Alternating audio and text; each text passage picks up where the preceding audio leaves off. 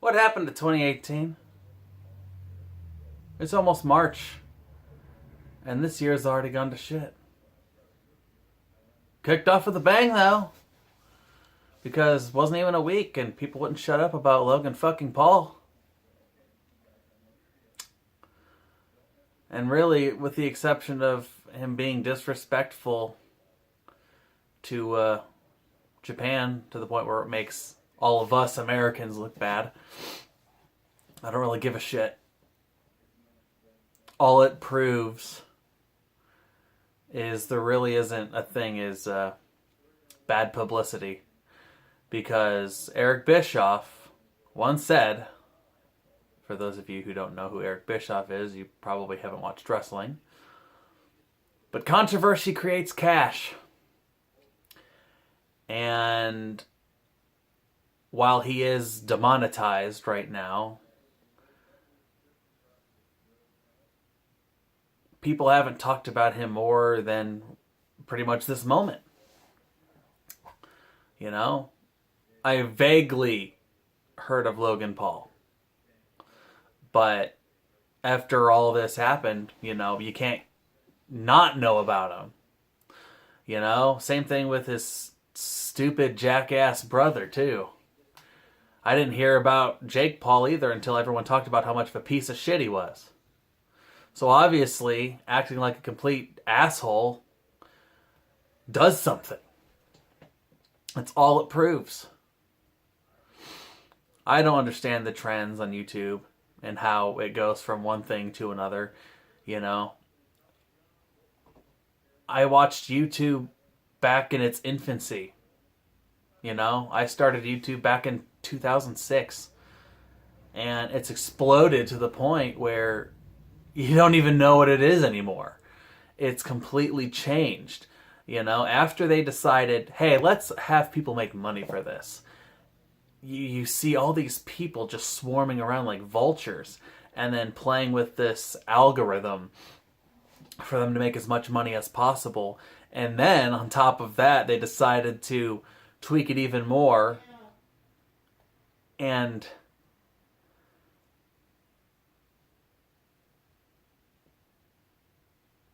now YouTube isn't even what it used to be.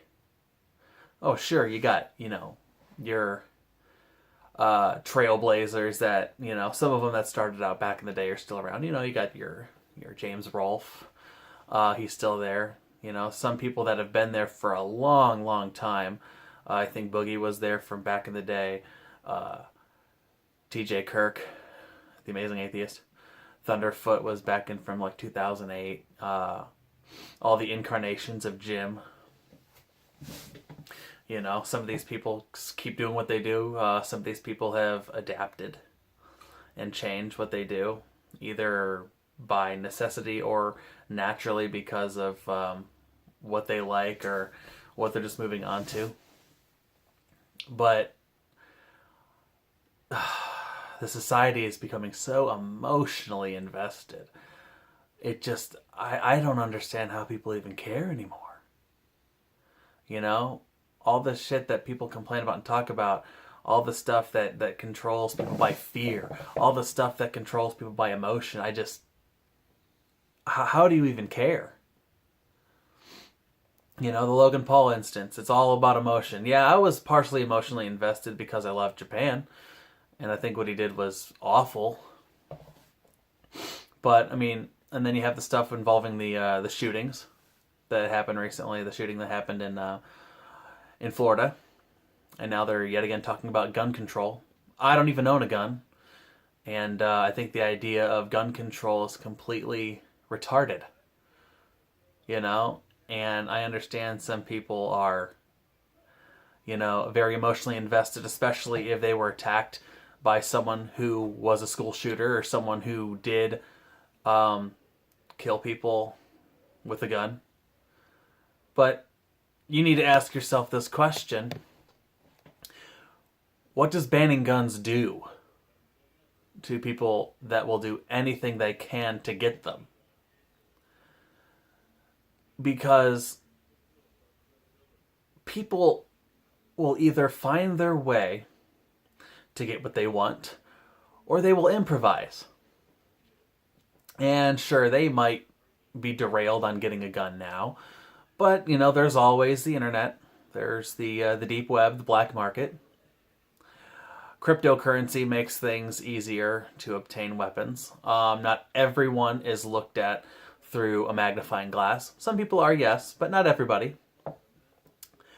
But you don't need a gun to cause mass terror. I don't know if people need to be reminded on that, but, about, 20, 25 years ago, someone blew up the Oklahoma City building with a truck bomb that was basically stuffed with fertilizer. No guns needed. So do we ban fertilizer too? Or what about people that have actually mowed people down with their vehicle? Or people that, have a good knowledge of chemistry and can make a pipe bomb with common household items. You start thinking of all this, and guns start seeming less and less like a problem. But the media is going to tell you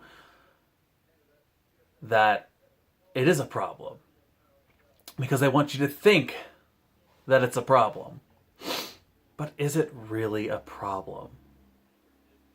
Because anyone with a brain is either going to get what they want regardless, or improvise. So the idea that gun violence can be tamed because of legislation to ban guns, to cause more restrictions, is obviously missing the point. And consider this. The next time people talk about gun laws or gun restrictions, one of the worst tragedies in America involved planes crashing into a building. Not a gun. And you don't need a gun to hijack a plane. People will suicide bomb themselves. Strap a bomb to themselves, get a vehicle, crash into something, blow up. People will use a car to blow shit up. So you can't bomb us. I was going to say bomb us. You can't ban us into the Stone Age because, people are emotionally invested in it, because people are going to find a way. And I don't understand why people aren't even thinking about this, because obviously logic isn't their strong point. So before you talk about gun regulations, why don't you think a little logically and think about how people can kill each other? Because, yeah, guns sound pretty bad, but there are other things. You can cause mass terror with the shit you have at your house. I'm not saying to go do that. I'm saying that you don't need a gun to do it. So, why don't you think about that before you throw a hissy fit over gun violence and gun regulations? So, might not be the strongest, I might not be in the popular opinion on it, but that's my thoughts.